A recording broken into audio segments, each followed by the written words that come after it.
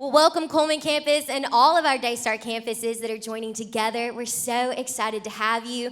We have been in an amazing series called, does anybody know? Oh my, me and my house, y'all. Come on, wake up. Me and my house. This is week 4, and in my opinion, it's the most exciting because we have been collecting your questions about building a godly marriage and a godly family, and we have formed a stellar panel for you guys. Can you give it up for the panel we have today? Awesome. For those of you who may not know, I'm going to go ahead and make some introductions. We'll start right over here with Pastor Steve and Angie Patrick.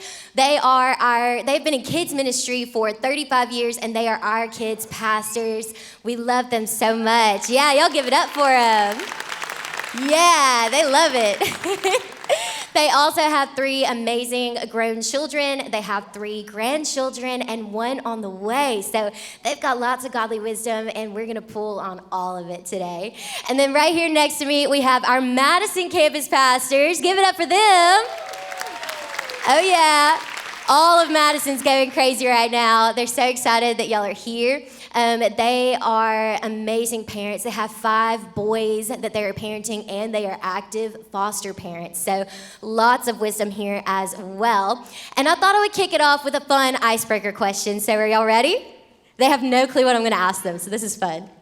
All right, our icebreaker question is, where did you go on your first date? Oh, anybody who wants to answer? Okay, we will go. Our first date was at Wendy's Woo! in Selma, Alabama. Yes. So she was in a Southern Gospel singing group, and they were visiting our church that night. I was singing in the choir. They were late. She walked in, and I knew when she walked in I was going to marry her. And she, while we were singing in the choir, she punched her sister and said, "You see that guy up in the choir in the green sport coat? I'm going to marry him." True story. True. And after service, I went up to their group and asked if they were going out to eat, and they were going to Wendy's. So we sat at a table by ourselves, and we knew right then we were getting married. And All here we are, together 35 now. years. 4 months later, we were married. All together now. Aww. That's sweet. Where'd y'all go? So we went to a college dance, right? Is that right? I hope. I was like, this is a test right It here. was in the bottom of a community center, right by the shooting range. It was this really creepy little hallway down to the bottom of a community center, but it was a really cool college dance. And We did go out to dinner beforehand. We were really poor and both in college, so we actually were dating for 4 months before we ever went on a date. I don't know how I kept her, because I just forgot you're supposed to take her on dates. So we didn't do that for 4 or 5 months before we went on our first date. Church heathen. Just kidding. Oh my goodness. All right, well, let's dive right into the serious questions. Y'all go ahead, take out your notes, because this is going to get real good. So I want to kick it over to Pastor Steve and Angie. All of your children are grown, and they have their own families, or they're moved away and no longer live with you. How do y'all adjust to living as empty nesters? So for me, 3 practical things. I know Angie's got a different answer, but for us, her answer is good too. But for me, I'm just practical. So I would say for us, honestly, the first thing that we try to do is find shared activities that we enjoy doing together. For instance, if anybody knows us, knows that we love hiking. We love going to movies as well. And so at least once a week we have a date where that's what we do. I think a second thing that helps is we continue to dream together. Just because our kids have moved out doesn't mean that we stop dreaming. So for anybody, it could be a small project. Hey, now the kids are gone. Now we can work on this project together. It might be a side job or a new small business or whatever it might be. So play together, dream together, and I think the last thing I would say is serve together. So that would be my practical answer. Yes to all of those things. But it's not necessarily easy and something that happens quickly.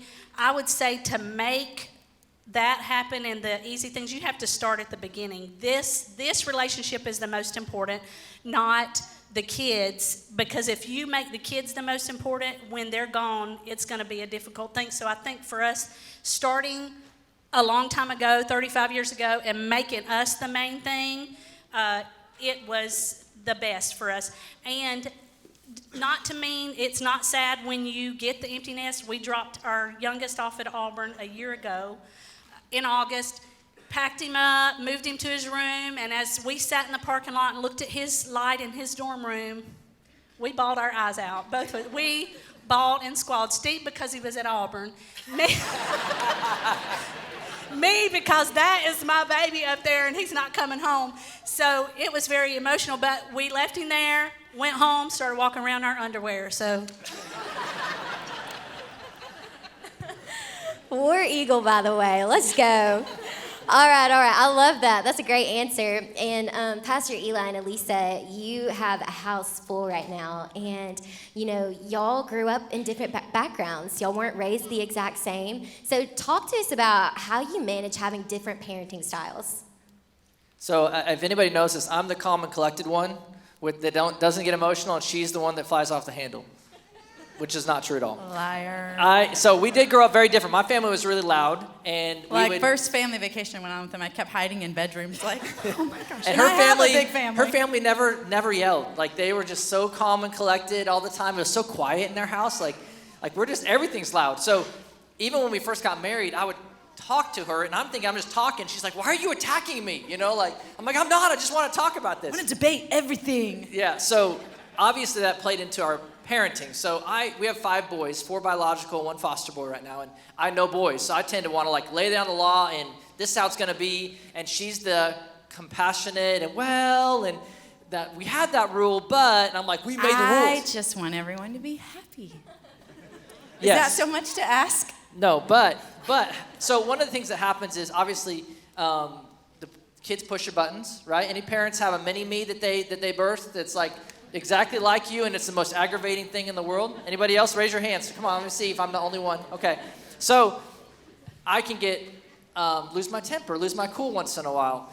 We're not perfect. And one of the things that Elisa's done a great job of is trying to not correct me or defend the boys in front of me. So we try to talk outside of those moments and decide ahead of time, this is what we're going to do in these kind of situations. If she needs to cool me down, she'll do it quietly, like grab my shoulder or give me the look. Any of the guys have the look? The look is real.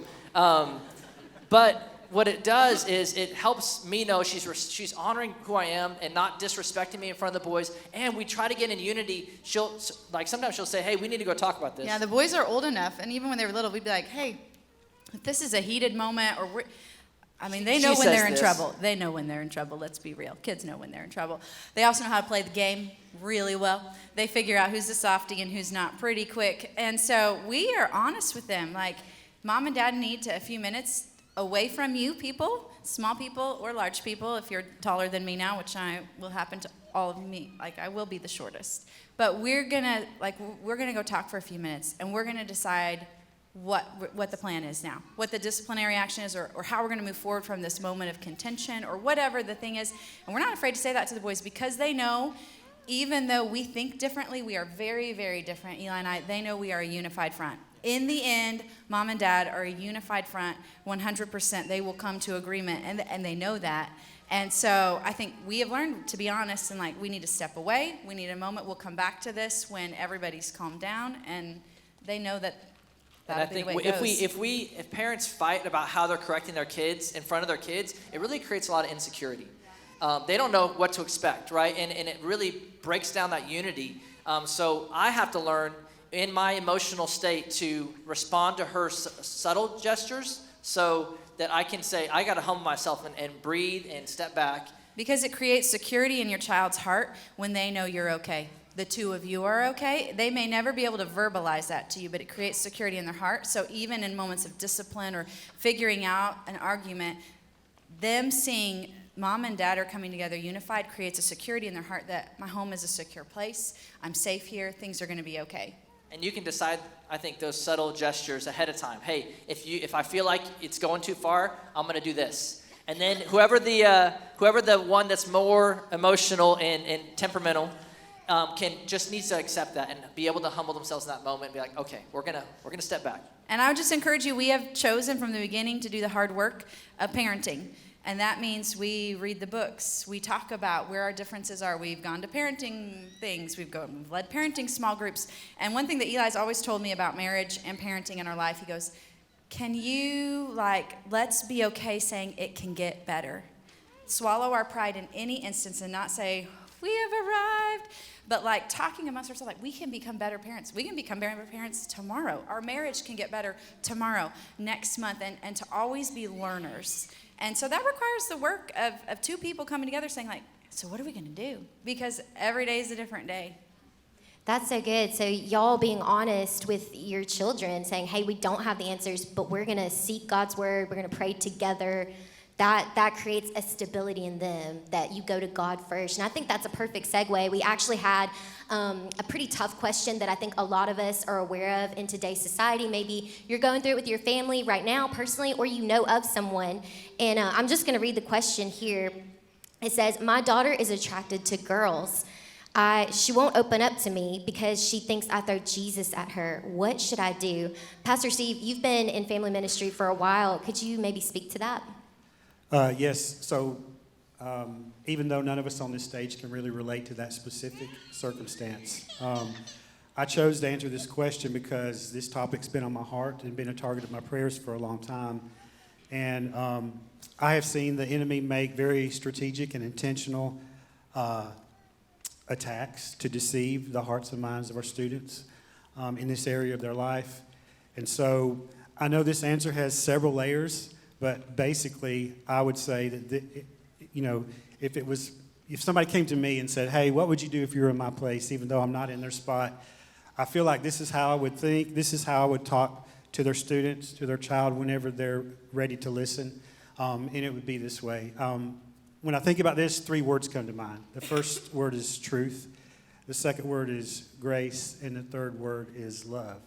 So in this situation, I'm thinking about what is truth in this situation. And to me, the first thing we know is throughout the Bible, from the Old Testament to the New Testament, the Bible is clear that this type of lifestyle is not God's best, and not God's plan, and not God's will for us to live a happy and fulfilled and blessed life.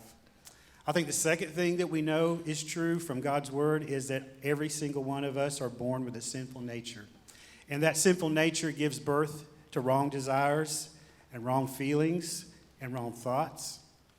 And at that moment, we can have a choice. We can have a choice to act upon that or continue to dwell upon those wrong desires and those wrong feelings, or we can choose to reject them. And the Bible says that we need to crucify our flesh to honor God with our bodies. I mean, the Bible is clear that we have a choice in that instance. And so I think that's the third thing. Let me go to the third thing. The third thing that we know is true is that feelings are real, but feelings lie. And what I mean by that is the enemy is really, this is the big lie, honestly, that the enemy is trying to influence our students with right now. And the big lie is because I feel this way, because I didn't choose to feel this way, then this is who I am. This is who I'm supposed to be. That's a lie. Because the devil says that because God says we can reject those feelings. And so you might be asking, well, where does grace come in? Well, to me, as far as the parent is concerned, lead with grace.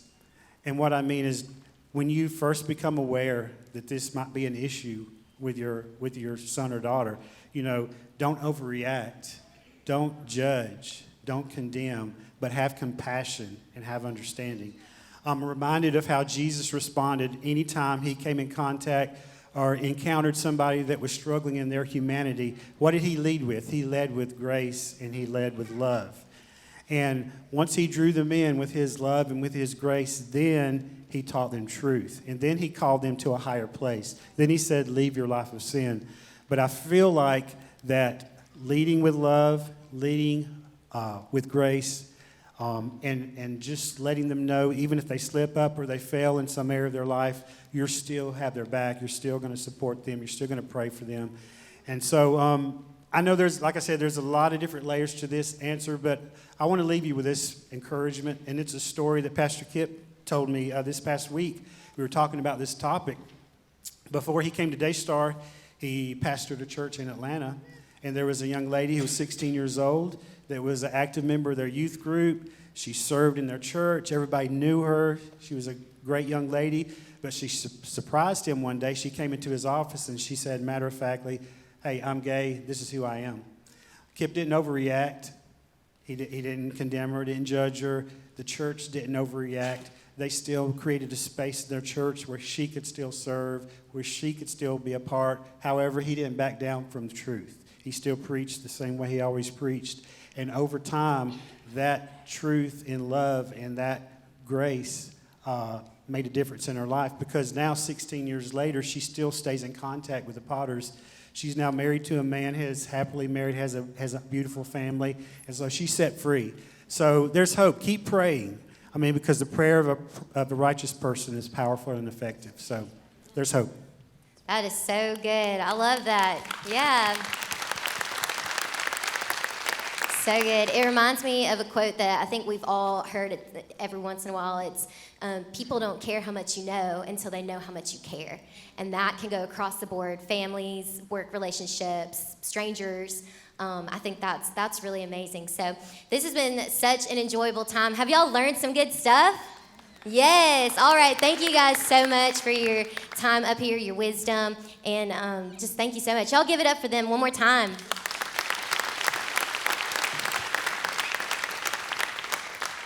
So we're going to shift gears a little bit here because we have a few more minutes. And Pastor Jerry has been in a series called Me and My House. Everybody remember that?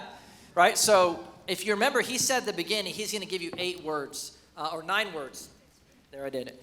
9 words that would help you as a foundation for your family. And if you've been counting, he's given you 8, right? So we want to talk about one last word. Before I get into that, though, I do want to say there were a lot more questions that we could have answered. Hundreds of such good questions. I was reading through them earlier this week with Pastor Jerry, and he was just commenting how these could all be a sermon series. Such good stuff and just real challenges that we're facing. So I want to encourage you that your question, if it wasn't answered, is not forgotten. He is looking at those and he's considering how can we answer these challenges and these questions that people have over the coming year in sermons. So just so you know, we care deeply. He cares deeply about what people are going through, and he is responding. He's praying over those, and there'll be some more of those answered, I believe, in the coming months. So don't lose heart if your question was not answered.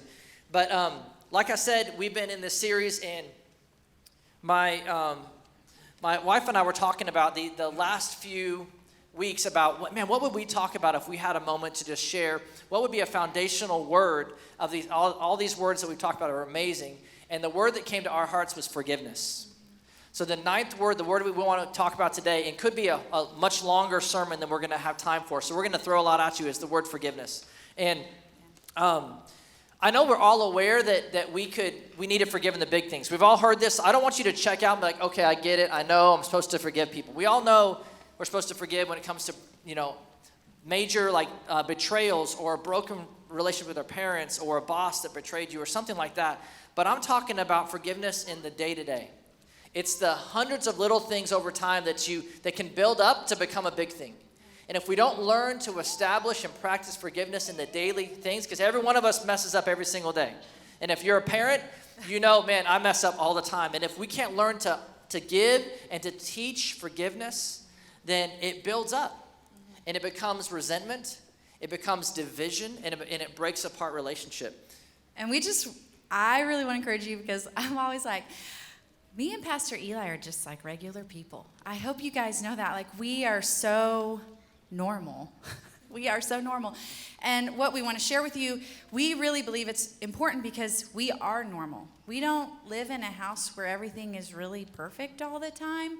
And what we're sharing with you today, we have walked on the ground day after day, learning ourselves, learning together, learning with our children. And this would be who we are no matter what on earth this man did for a living. This is who we are. This is who we've decided to be. And so I encourage you, sometimes, I'll be honest, like I grew up in church, we hear the word forgiveness and we're like, yeah, well, there's some things I just don't want to forgive. I mean, there are just some things that are hard in life. But I really want to encourage you, because I believe the Lord has something for you today, whether it feels like small things or big things or things from long ago or something that happened this morning on the way to church, that he has something that he wants to work in your life today.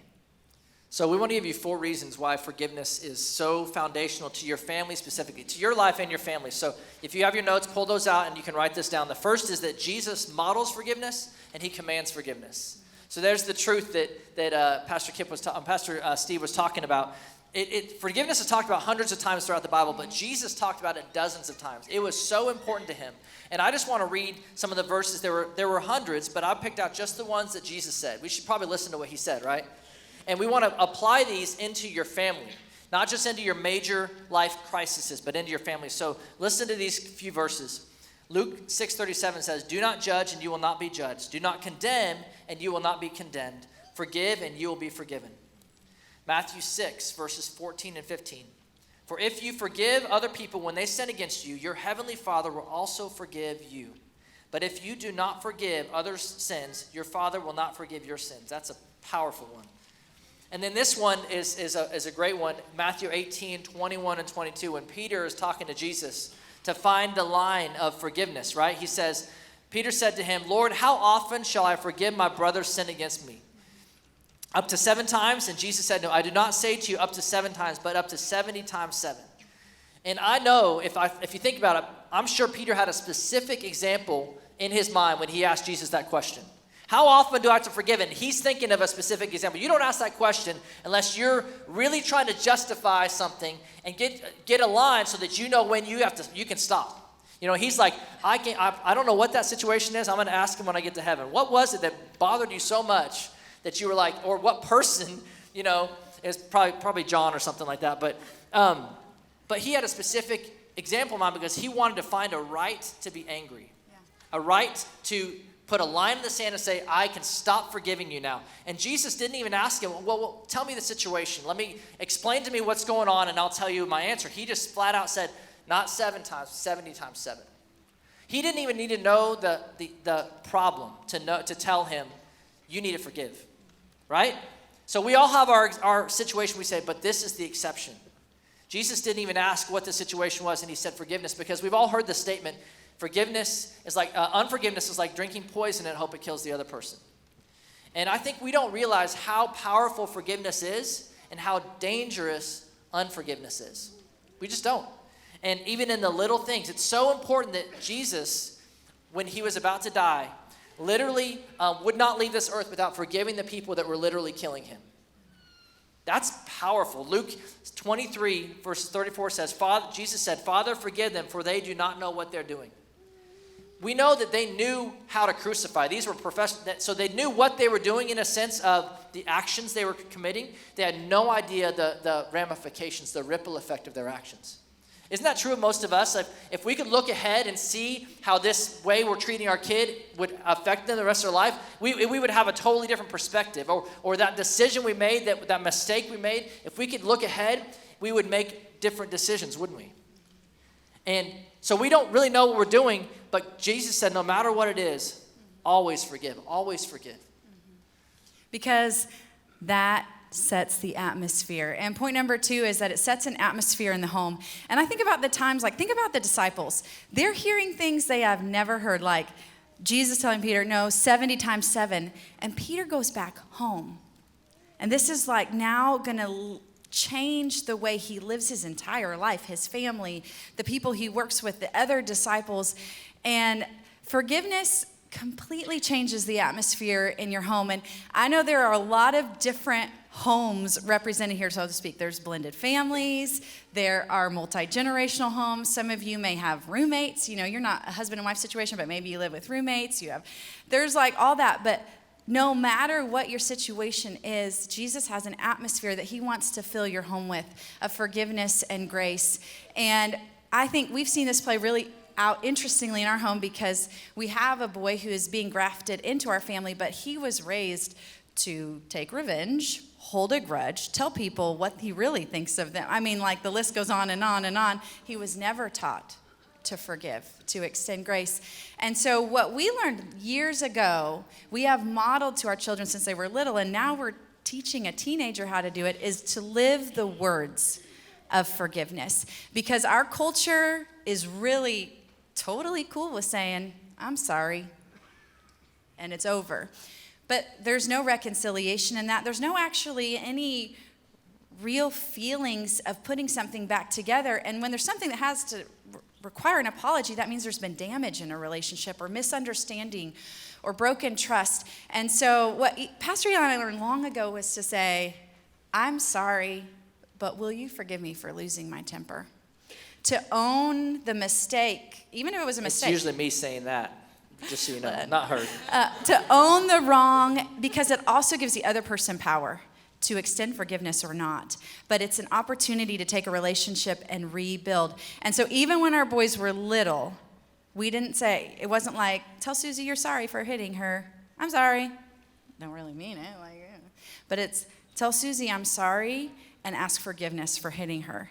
Because there's something inside all of us that doesn't actually want to do that, you guys. It's amazing when I remember moments when our boys were like 5 and 3. And you tell them, if you say, well, say I'm sorry for taking your toy. They could say I'm sorry, no skin off their back, right? If you say, I'm sorry, will you please forgive me? Remember telling our 5-year-old, I'm sorry, will you please tell your brother, I'm sorry, will you please forgive me for taking your toy? And he wouldn't say it. He's like, he'd say, I'm sorry, will you? And it's like the human pride was evident in that 5-year-old that's in all of us, right? He knew that if I say, will you forgive me, I'm humbling myself to their decision. I'm putting myself lower than than my little brother, who I don't want to ever be lower to. I never want to admit I'm wrong. Isn't that human nature? And it's like so evident and unfiltered in those little boys. It's like, wow, look, like he'll say, I'm sorry, no problem. And we know our kids know that because it doesn't affect them. But when you say, I'm sorry, will you forgive me? You're putting the keys for reconciliation in the other person's hands. And they have a choice to reconcile or not. And it's so interesting how hard that is. And equally hard or harder as parents to do that to our kids. Mm-hmm. And so we have chosen in our home, like who we are. The atmosphere in our home is preset. It is preset. We didn't decide, and we don't decide to extend forgiveness in moments where our emotions are really riled up and somebody's really upset and he did this, and it's always really he did this because it's all boys. I live with all boys, you guys. He did this. No. We pre-decide now.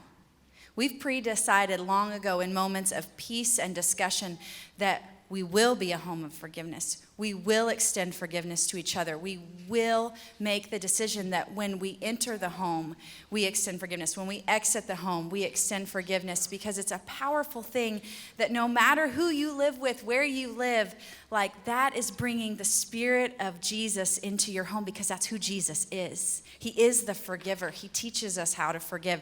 And so it's a decision of family identity for us. This is who the Brooks family is. It doesn't matter where we are in that moment. It doesn't matter what we do for a vocation. This is who we are, and that's something we want to be known by. And not perfect in it. But it gets really humbling when you have to ask for forgiveness of your kids multiple times in the same day. And that's something that kind of ties into the next point, because this happens all the time, and it's constant, right? And point number, I think 2 or 3, forgiveness restores and mends relationship. Restores and mends relationship. And like I said earlier, I have a mini-me, a version of myself that just like me and pushes my buttons, right? And has a good mouth on him too, to go with that smart brain. And it gets so hard sometimes not to lose my cool. There's this verse that God hit me between the eyes with this verse a long time ago, and it sticks with me, and it's Ephesians 6:4. It says, "Fathers, do not exasperate your children. Instead, bring them up in the training and instruction of the Lord." That word exasperate means to intensely irritate or frustrate.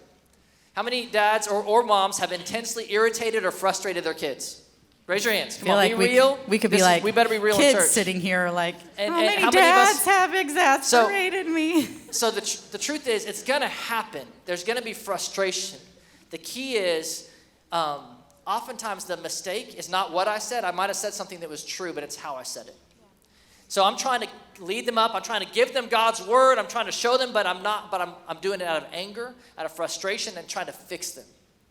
And I can't even count the number of times I've had to walk up to my son's room and sit on his bed, and he's frustrated and angry, just at me, right? Anybody been there? And I'll say, buddy, what I said I think was pretty true. but how I said it and me losing my temper was not okay. Will you forgive me for losing my temper? The first time I did that, it's like there were 50-pound weights on my feet as I'm walking up the stairs, the trek of humility to his room. Because I don't know about you, but most of us were raised in a home where our parents did not ever admit they were wrong. It was kind of cultural. It's like they're not, like parents' way goes, even if you know they're wrong, parents' way still goes. And what that did for me, I remember in my teenage years, oftentimes it's just kind of the way it was, right? There was times I knew my parents were wrong. I knew they were wrong, and they wouldn't admit it, and it built resentment in my heart. I began to resent them for not being willing to admit they're wrong. And what resentment does is it builds a separation. It breaks relationship. And over time, we resent someone so much, we're like, you see all their faults and none of their good characters, don't you? When you have resentment in your heart. And what I want to do, my heart as a dad with 5 boys, is I want their hearts to stay open to me, even through the storms of life. And the way that heart stays open is me being willing to be the initiator. Even if they were 99% of the problem, I'm going to ask for forgiveness for my 1%. And that's me modeling what Jesus did. I think we're 100% of the problem, and Jesus forgives us, right? Amen. So that's a really hard thing to do, especially to start. And maybe your kids are out of the house, but you can start today by going back and asking for forgiveness, even for things that happened 20, 30 years ago. And that restoration and that mending can happen now. It's that powerful in our relationships. Because then it builds trust, which is your 4th point. And the reality is, living with broken people, which we all do in some form or fashion, is that things break down. There's miscommunication, there's pain. I guarantee that there are people who walked in this room, like there are broken relationships, there are things that are sticking points. But when we choose to forgive, to extend forgiveness, or to receive forgiveness, which is sometimes really hard, right? There's a rebuilding of trust. And one of our pastors, when we lived back in Kansas, always, one of his favorite sayings was, fill the gap with trust. In a relationship, when there's a gap, there's a breakdown, begin to fill the gap with trust. And one of the ways we do that is to begin to fill the gap with forgiveness, with extending forgiveness, with choosing to receive forgiveness, even when it's hard for some of us, because I'm one of those that sometimes it's hard to receive forgiveness. I want to hold myself accountable and beat myself up. But choosing to give and receive forgiveness rebuilds the trust in a relationship. It gives the relationship opportunity to be stronger than it even was beforehand. And so we cannot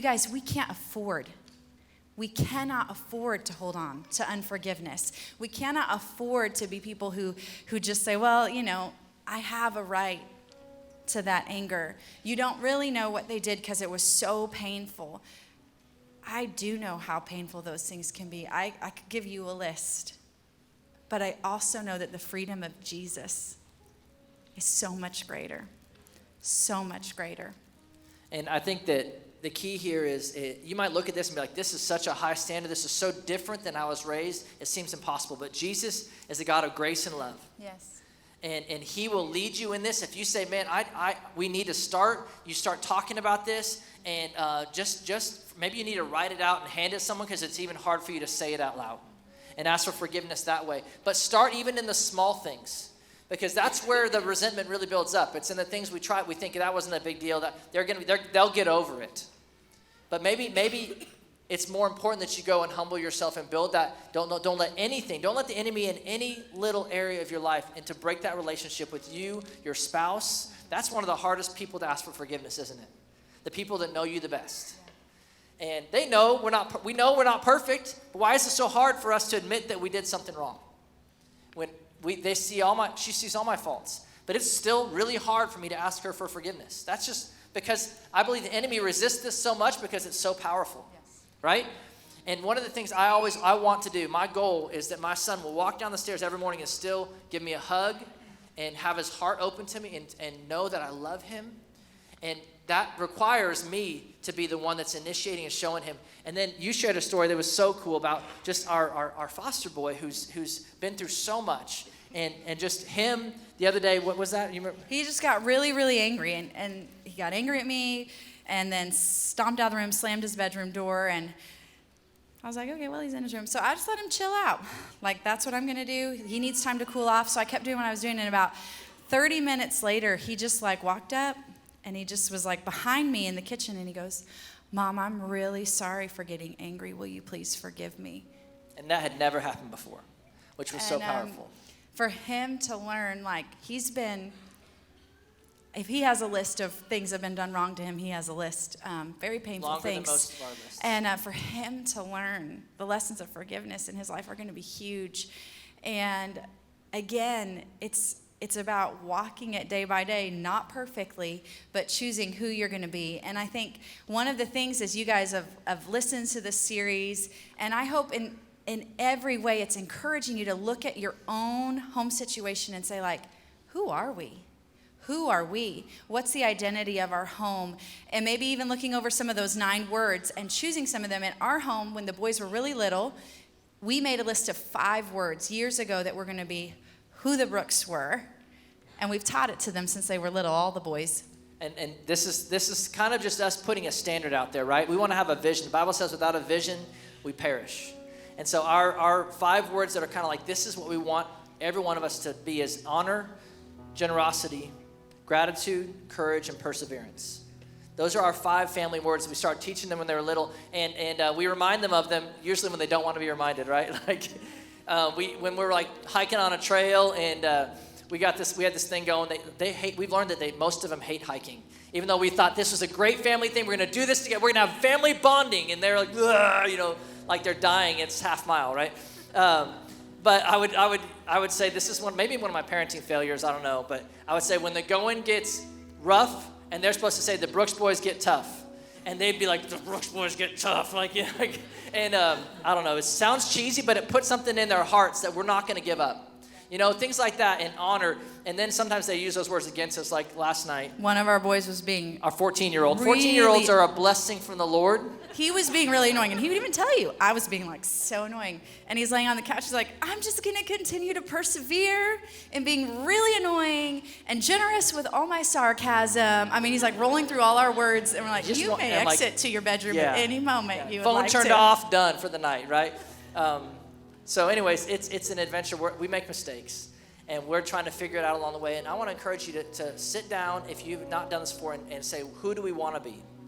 Let's ask the Lord to give us some thoughts on what our identity is going to be as a family and how we can begin to walk this out. And let maybe some of these 9 words from this series can become those foundational words for your family. You're like, I want to walk this out. I want to model this, and I want to teach this to my family so we can be a family that's set apart and different than the culture around us.